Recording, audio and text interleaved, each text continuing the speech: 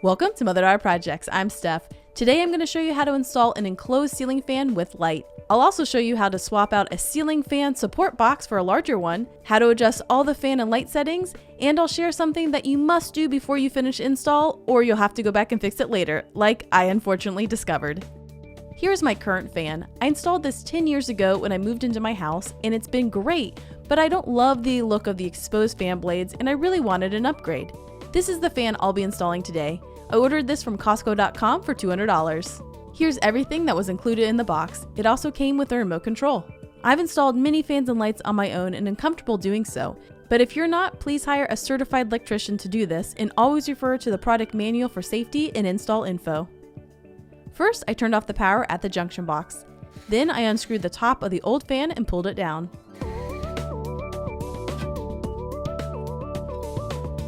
Now I'm removing the old mount from the old fan, and here's the new mount. I realized that it's bigger than the current ceiling fan support box that I have.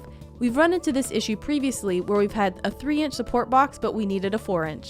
Mom headed to the Home Depot for me and grabbed a 4-inch fan support box, also known as a Pancake. You can see this fits it perfectly. I knocked out one of the circles that'll have my electrical run through. Then I removed the old Pancake. I'm using this plastic sheeting to help protect drywall from getting on my bed. You can see there was a 2x4 on the ceiling that this was attached to, and this is where I'll be attaching the new one to as well. I put the new Pancake in place and traced around it. I'm going to cut on the inside of the line, making sure not to cut bigger than the support itself. I'm using a multi-tool to cut around the drywall. Also, a 4-inch hole saw would have worked well. Now I'm using an impact driver to fully secure the Pancake to the framing in the ceiling. Then I easily attach the new mount to the 4-inch Pancake. I'm using a Ryobi USB screwdriver as it's very light duty and basically gives a little extra power so I don't have to use a manual screwdriver to place this. The manual also showed driving a couple more screws into the mount to support it to the ceiling. Next, I prepared the fixture for install. I prepared the down rod per the manual. Again, I'm using that light-duty Ryobi USB screwdriver.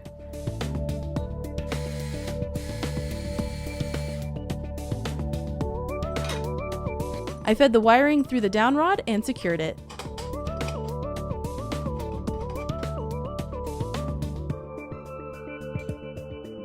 I laid everything in place according to the manual, then took the fixture and placed it on the ceiling mount.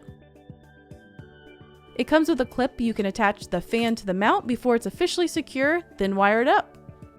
Normally you have to wire the ceiling wire to the remote box and the remote box to the fan, but this fan has it even more streamlined, so this box right here is for your remote system and it just plugs in with this white cable into the fan, then I just have to wire the other end to the ceiling wiring. I'm using Wago connectors to connect the two wires together. These are much easier and more secure than wire nuts. The biggest challenge is always getting the wires put into the cover and then screwing the cover in place.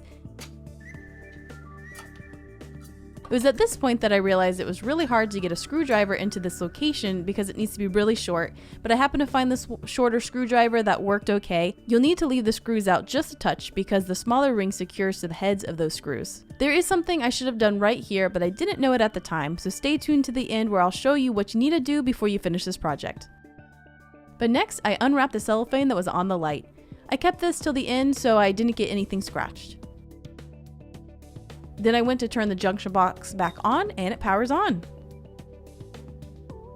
Here I'm testing out the remote. First, there's an on-off button to turn on the fan and light at the same time, but you can also independently control the fan and the light. There's 3 speeds for the fan, and in the middle there's an on-off button for just the fan. You can also reverse the fan to go backwards or forwards, and there's also a timer for the fan in the middle. You can also make the light brighter or dimmer. It's hard to tell on camera, but it is a nice adjustment of light, and I usually keep my light about mid-level as full brightness is a little too bright. There is an audible beep that sounds every time you push the remote. The first night that I slept in my room with this new fan, I saw a little bit of light coming from the canopy where it meets the ceiling. I noticed this for the first few nights and it was really annoying, but I wasn't exactly sure what was happening.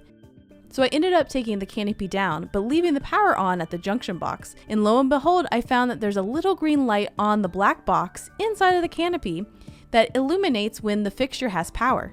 This darn light is really bright through the canopy and I'm not sure why it's here, But my solution was to grab a piece of electrical tape and place it right over that green light. So before you put the canopy on, make sure you put a piece of tape over that lighted area so you don't have to go back and do that later. What we learned. Now this whole fixture is actually made out of hard plastic, even the blades themselves, which makes it nice and light so it's easy for install, but it's not made out of metal like some enclosed fans are. This fixture has an integrated LED light, which means it's not replaceable. So if this light goes out, I'll have to replace the whole fixture. But I'm hoping to get about 10 years out of this fixture, which is how long I got out of my original one before I wanted to change to modernize it a little bit.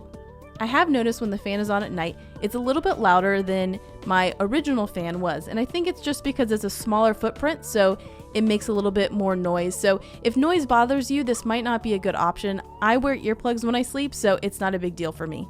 Overall, I'm pretty happy with this fan and it's a nice upgrade. If that changes in the future, I'll be sure to do a project update. Alright, thanks for joining. If you want to see more projects from us, be sure to visit us at motherdaughterprojects.com and subscribe right here on YouTube and then click that bell to be alerted to all our new projects.